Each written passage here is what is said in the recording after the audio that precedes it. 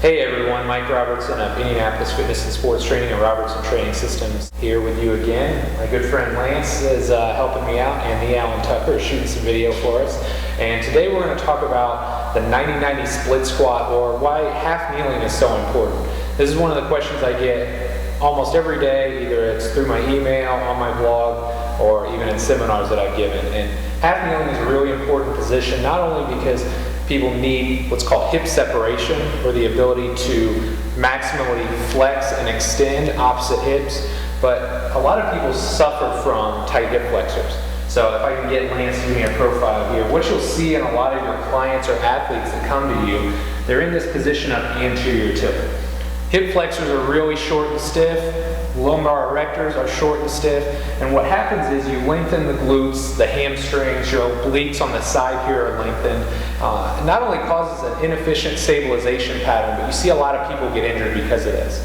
A lot of people end up with either lower back pain, anterior knee pain, they pull their hamstring, they pull their groin, they pull their quad. So this stabilization pattern, if we fix it up, can help prevent a lot of injuries and can also help keep your clients and athletes healthy. So it's one of those things where I'm always harping on it. It's something I really want people to master before I take them into more athletic-based positions. So give us a second here, we're going to get set up, and then I'm going to show you how I coach half kneeling or split stance positions.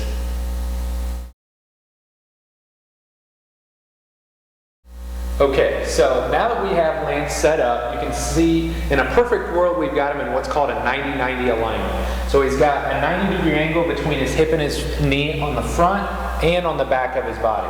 Now, the most important thing here, I'm going to have him lift his arm up. I wouldn't normally do this, but in a perfect world here, Lance is nice and tall, which is going to cue his oblique. You don't want somebody to tighten up like this because a lot of people are already stiff or short through their rectus. We want to turn them on their external oblique, so the cue that I'll use is tall.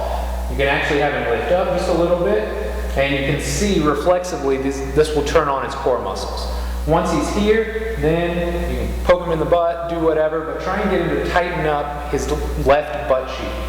And you can see when he does this, he's got this nice neutral alignment of his pelvis and his hip. So for somebody that's new, you start them off in this very basic position, let them hold it, let them kind of get comfortable with it, because a lot of people, they're going to get a really big stretch through the front of their hip that may be a little uncomfortable, at least initially.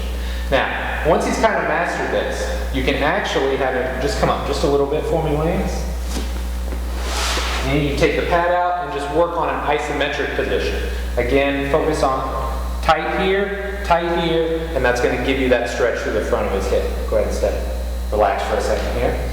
And once they've mastered both on the pad and then the isometric, now you can actually have them go through a range of motion. So this is the basic 90-90 split squat here. So you have Lance come up nice and tall. Again, that's turning on the core, turning on the obliques, tighten up the butt cheek, and then go ahead and just drop down for me, Lance. And you can see when you're doing this, this is an active stretch. Not only are you generating tension through the oblique and the glute, but you're getting that active stretch through the front of the hip. For a lot of people, this is going to be challenging. They're going to want to move around it. As they go down, they're going to fall into an anterior tilt, or they could move around it by letting their front knee glide forward. Again, in a perfect world, the weight's on the heel, tight and tall, squeeze the left cheek, and then drop straight down.